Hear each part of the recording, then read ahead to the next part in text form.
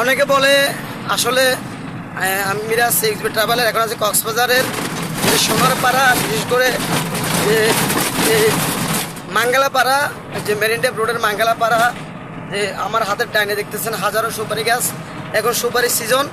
তো অনেকে মনে করে যে হিমছড়ি অথবা যে ইনানি এদিকের যে জনবসতি আছে অথবা এখানকার যে লোকাল মানুষগুলো আছে তারা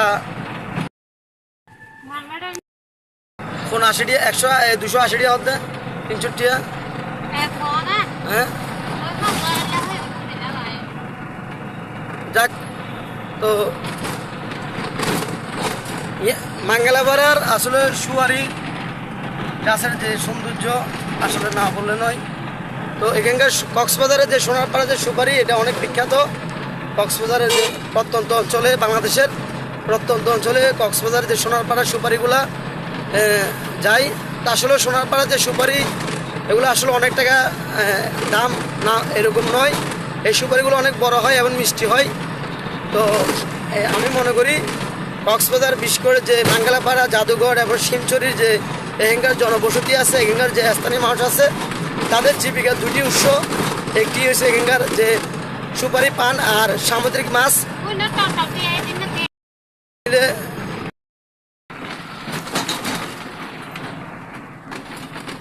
এ কেন করে তাই ধরি ফেলাই, ভিডিও করি ফেলাই, তোরা সুপারি লড়তে না। তো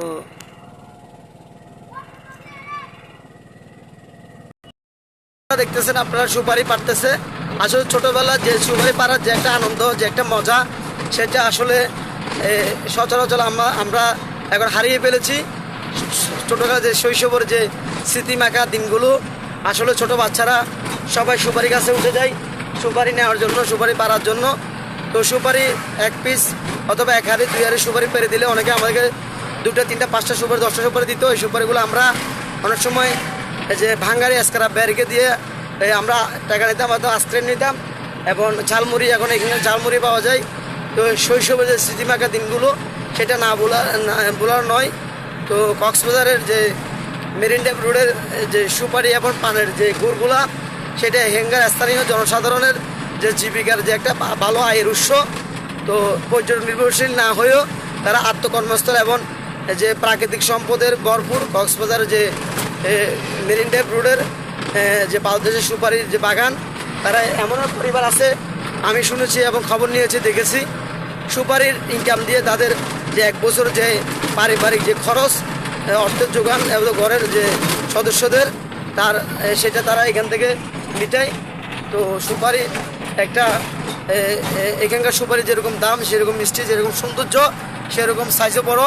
তো সুপারির যে অসাধারণ একটি মেরিন ড্রাইভের হাতের বাম পাশে আপনার থেকে হাজারো সুপারি গাছ চোখে পড়বে। তো আসলে কক্সবাজারের প্রাকৃতিক সম্পদে ভরপুর সুপারির যে একটা আবরণ। তো কক্সবাজারের স্থানীয় যে জনসাধারণ, তারা এই সুপারিগুলা তাদের চাহিদা মিটিয়ে তারা বাংলাদেশের প্রত্যন্ত অঞ্চলে ওগুলো সাপ্লাই করে। আমি শুনেছি এখানকার সুপারিগুলো বিদেশেও যাই শুনছিলাম এরকম।